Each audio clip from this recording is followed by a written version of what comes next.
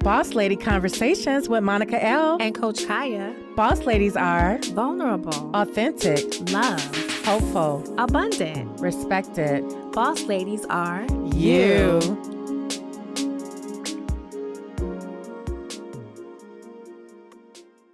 Thank you so much for joining us for a special edition of Boss Lady Conversations podcast, live from Afro Tech in Austin, Texas.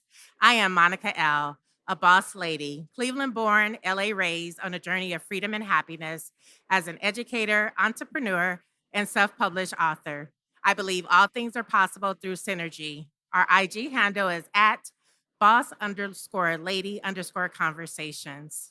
Unfortunately, Coach Kaya was unable to join us for this significant part, but is a part of every step of Boss Lady Conversations movement, including today's conversation with the one and only boss lady, Tammy Gordon, who is a history lover, narrative shifter, wife, a boy mom. She values spaces of authenticity, connection, and empowerment, believing it will create generational shifts and the way the storytelling of entrepreneurship is experienced, told, and passed down. Tammy serves as executive director of Blavity.org and is instrumental in rebuilding the modern Black Wall Street with her husband, a Morehouse man. Let's give Tammy a warm boss lady welcome. Oh, thank you so much, Monica.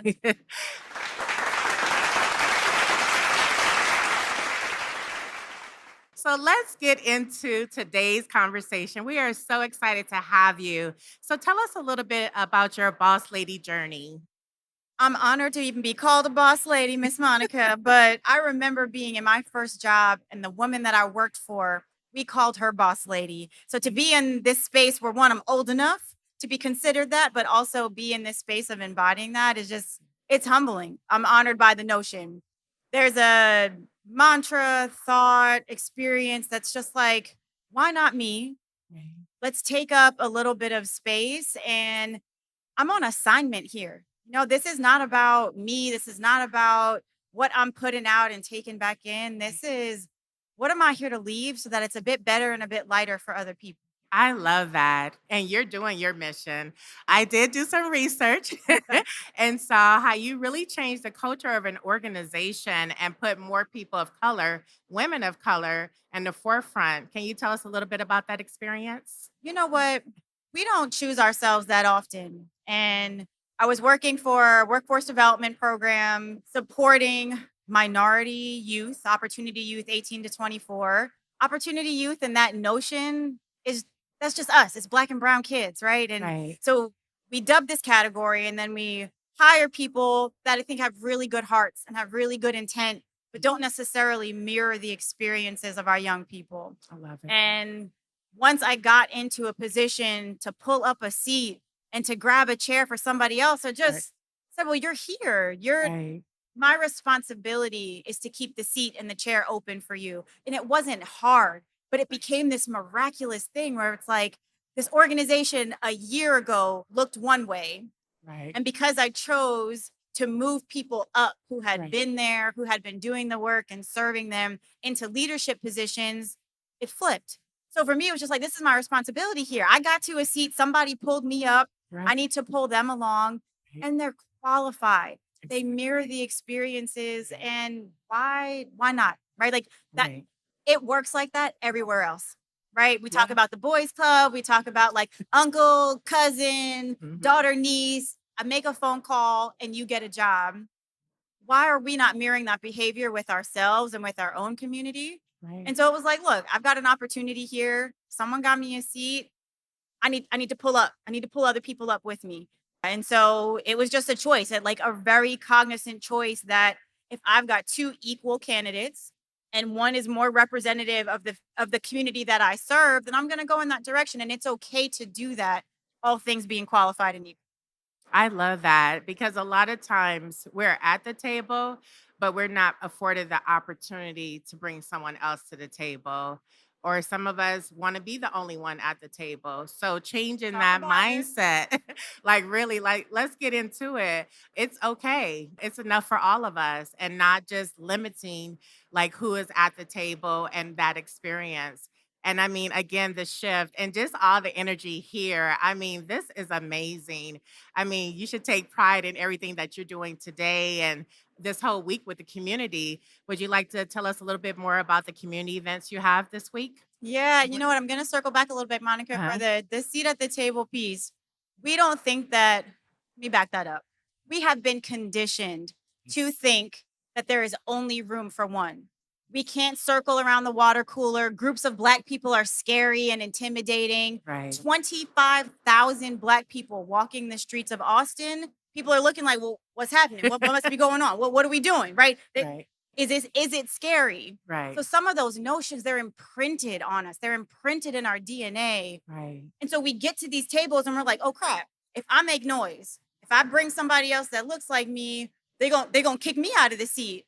And so we Exactly. we have this like fear of preservation and self-isolation that's not ours to carry. And so when we come to spaces like this, like we need to be pulling and loving and hugging on each other here. And so Yes. the community events, right? Like Afro Tech is so dope. And Blavity itself has done such an incredible job of elevating Blackness, our culture, the vibe, everything about it is just Black.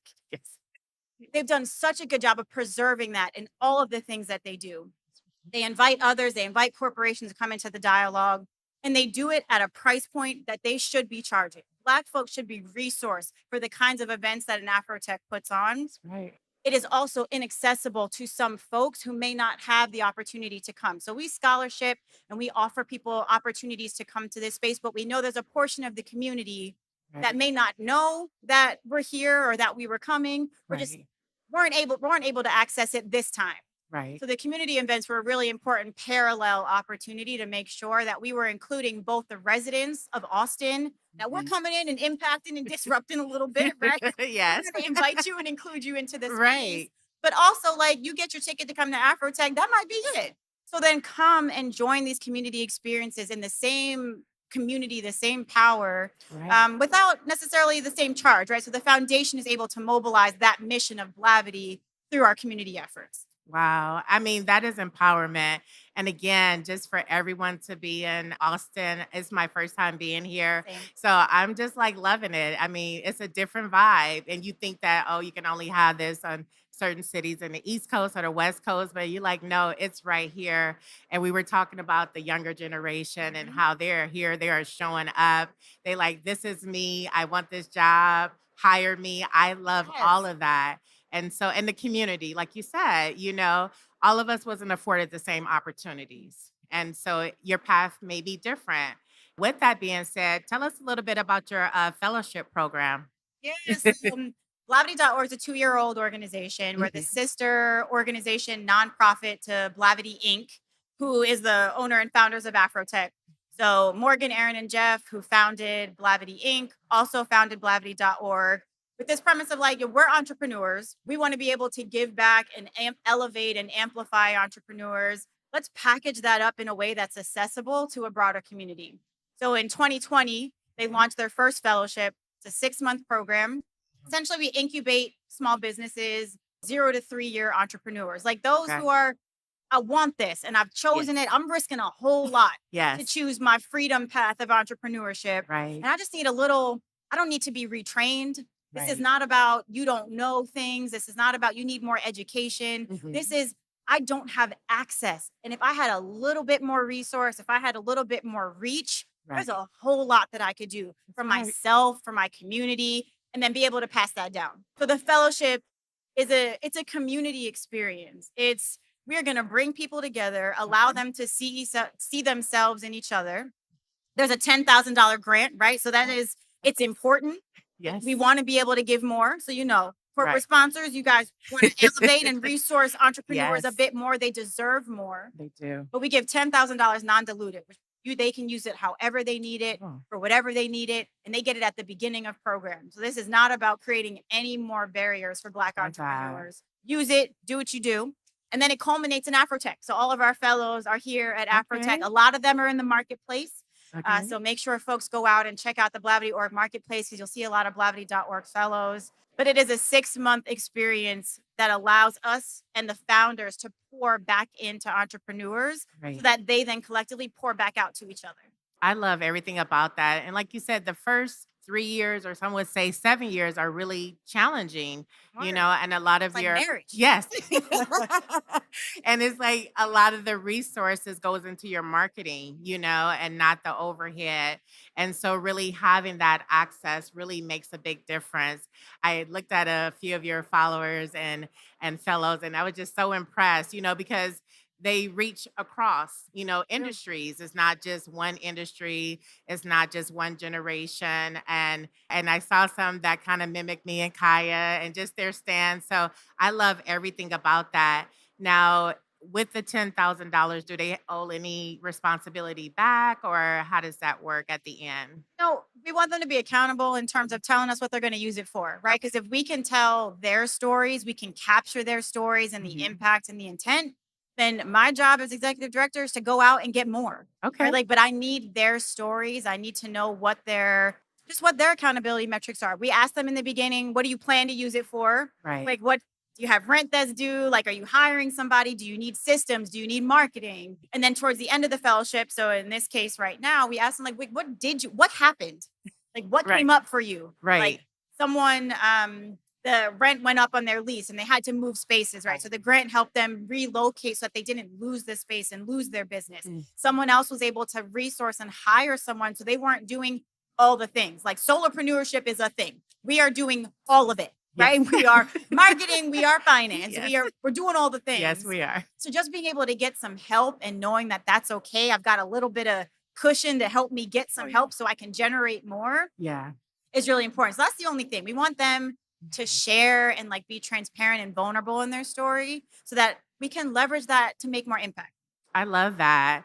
Now, when you talk about leverage, and I also want to add that work-life balance. So we know Sure. that you're a mom and a wife and doing a lot of amazing things. So you wear a lot of different hats. So what is your day-to-day, and how do you keep this positive just mindset and ability just to move forth and help others? Monica, I am here on assignment, right? Okay. And everything that I do, my hope is that any interaction that I have with people, Right. right, is an expression of what I was called here to do, right? And Okay. my my conviction, my assignment here Right. is to move the stories of our ancestors forward, right? Like, and specifically our enslaved ancestors, and help us reconnect to Right. the power that they had, that they created to enable us to be here. Like, Right. that's what I'm here to do. So as a mom, as a wife, and Uh-huh. then I work, right? And those are Right. expressions of of that assignment. But what I've in the last couple of years have made sure is to not confuse that, like, I'm I'm not here to get burned out. That's my ancestors didn't work hard for me to be 9 to 5, 9 to 10, Right. begging for stuff, right? Like, I am here for that assignment to be expressed through various modalities. One way I get to do that is as ED of Blavity.org. Okay. Another way of that is through my partnership and relationship with my husband. We run a business, right? And then I'm teaching my son how to do this. The conversations at our dinner table are completely different because we're in this spirit of being enlightened and having permission to be all the things, right? This is not about just my job title. And I will tell anyone that I meet out here at Afro Tech, you're not going to get my job title first. I won't tell you that I'm with Blavity.org first. I'm Right. proud of it. That's not enough. I'm Right. just saying, I want you to know Tammy, right? I want you to know that I am a mom and Right. I'm a daughter and I'm a sister and I'm a proud wife. And all of that gets expressed in what I do. And that can also change. And so permission Mm. for anyone who's out here, like, get the job, do the thing, right? Express your assignment through any way that you feel is necessary, and then allow that to change. Allow that to evolve, right? We're not defined by one thing. Our ancestors did too much for us to think we are defined by some structure or some system, but we participate in it, right? And we Yes. move it and we lift it and then we shift it. But we gotta make sure our core selves are aligned in that in the process. Right. I love everything that you said. And I mean, you just speak to my soul, because if you really put so much value on a position or a title, and then one day you don't have that anymore, then you're like Happens. searching, like, who am I now? And you don't want to be in that space. You know, Right. like you say, you want to be confident in the person that you are, the skill set that you have, and you can parlay that into any That's industry right. or have it for yourself. I also love that you're having that conversation at the dinner table about entrepreneurship. So many of us was taught get a job, get a good job, whatever that means, With and benefits. with benefits, stay there for 20 years, Yes, get a ma'am. watch, and then call it a day. Work hard. Work Work hard, hard. You get there know? early, stay Yes. late, and Prove yourself. yes. And that's not always respected in every industry as we are in a global pandemic and things change. So it's like the mindset. So when you're talking about entrepreneurship, that's something that you own. That's something that's yours. So you give a lot, you get a lot. You don't give a lot, you'll see what that means too. But it's yours. So, just teaching that there's other ways of making a living and how you value yourself. So I really appreciate you sharing that with your son. So is your program open right now for fellowships? Are you accepting or is it in that cycle? No, so we're closing. Our fellows graduated on Saturday. Okay. So exciting. They're Uh-huh. all here. We Okay. run it 6 months out of the year. Mhm. So fellowship applications will open up again January, February for the third class to Okay. start in June. Okay. So there's a wait list. You can go to blavity.org, click the Mhm. fellowship, and get added to the wait list. It's an incredible experience. You also get connected, right, and access to all that is Blavity, the brand. But no, right now we're in the wait list. Okay. We're going to need a second.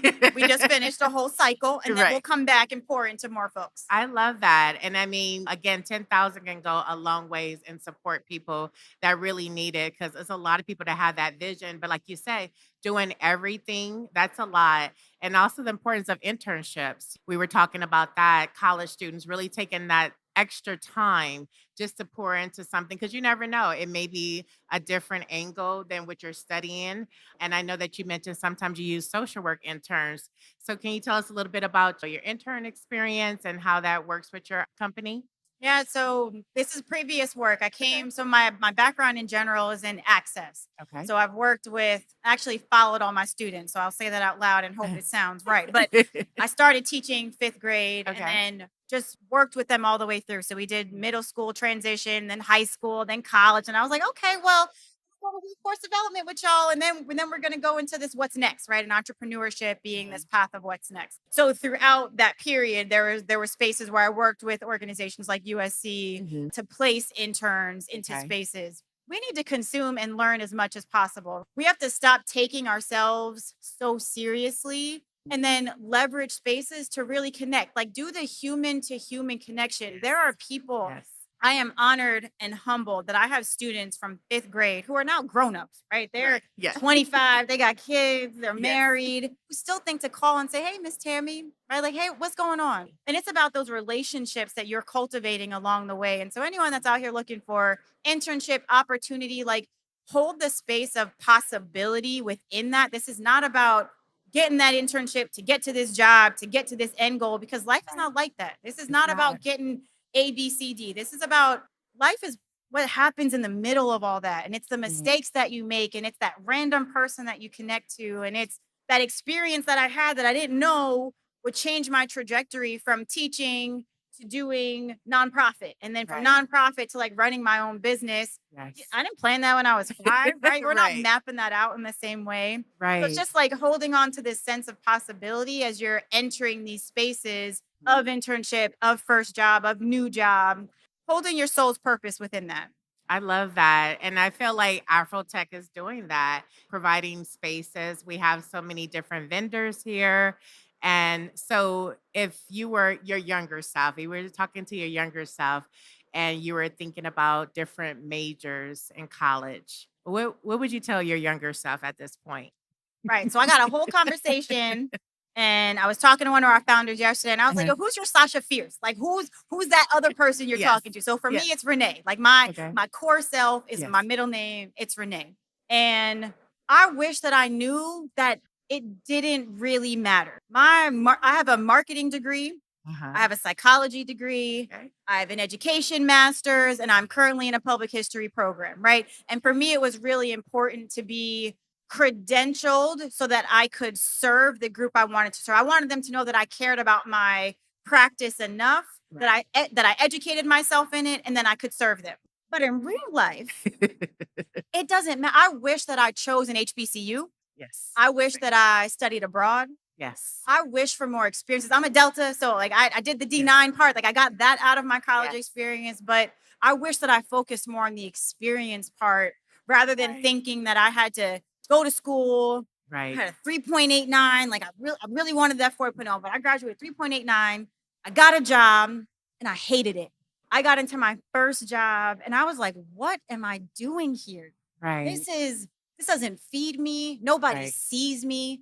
I'm the Yeah. only one that looks like me. And I could Right. die in this cubicle and nobody would know I was here.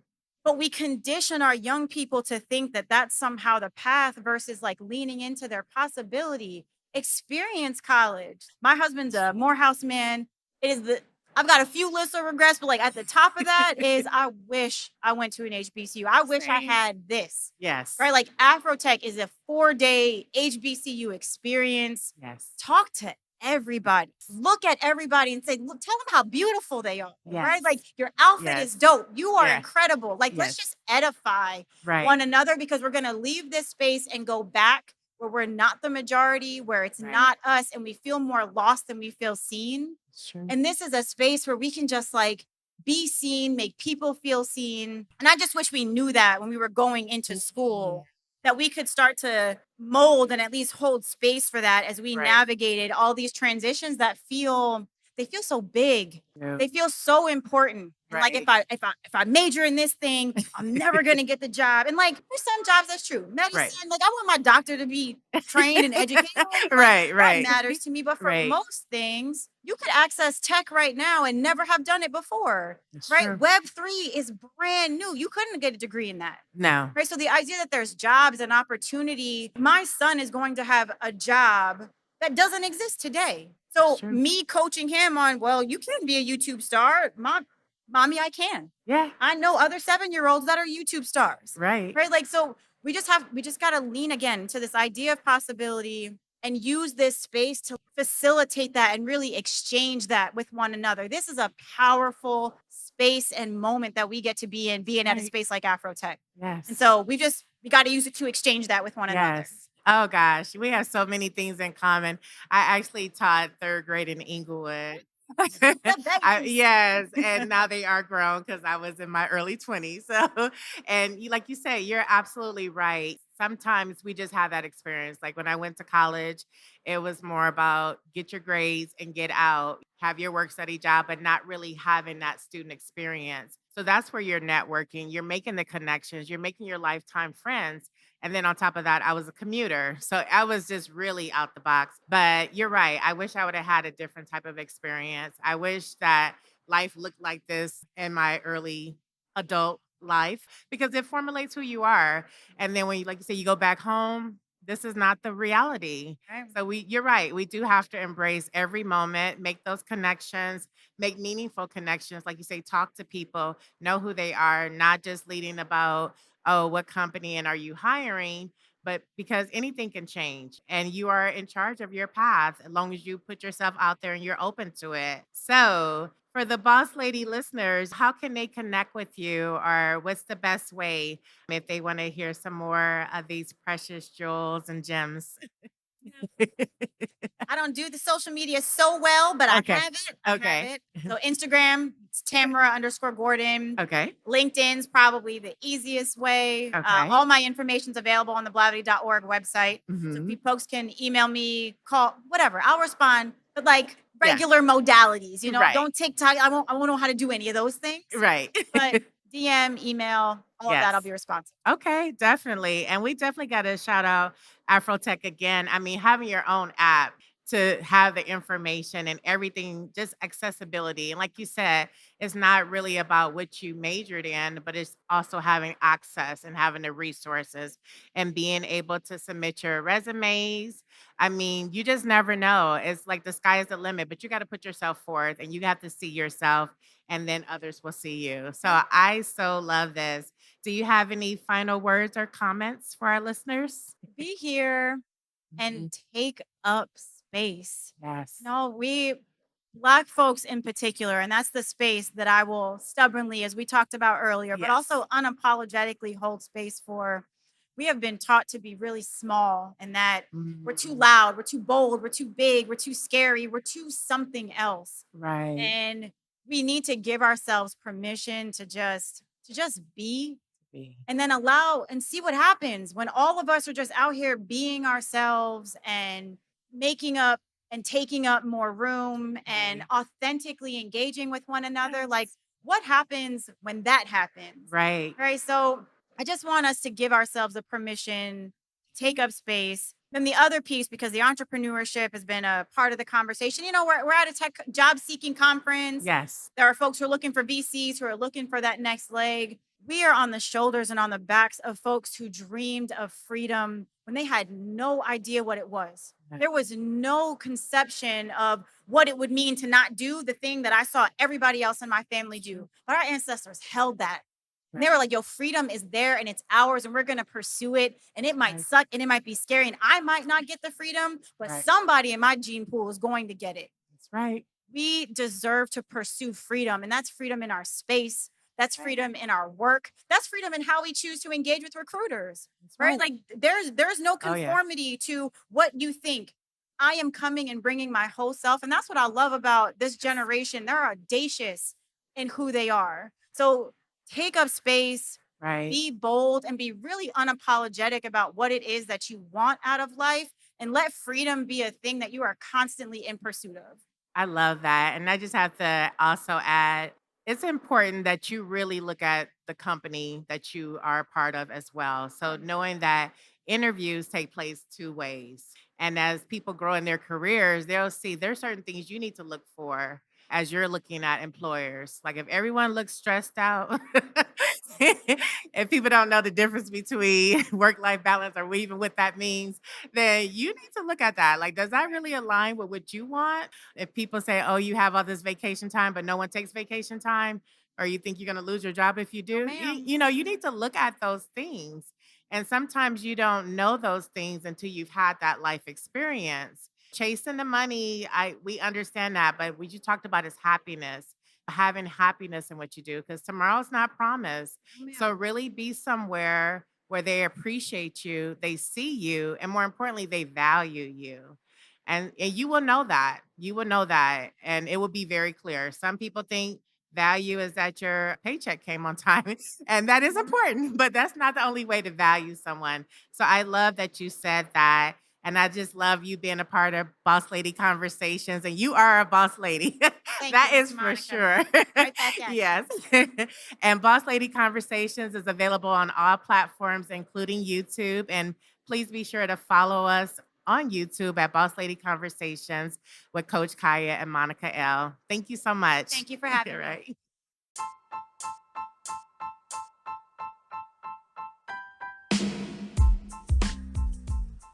If you haven't already done so, please follow us on Spotify and iHeartRadio. And you'll be notified whenever we post a new Boss Lady Conversation episode. You are who you say you are. You're destined for great things. Your life matters each and every day. Now go get your blessings, boss ladies.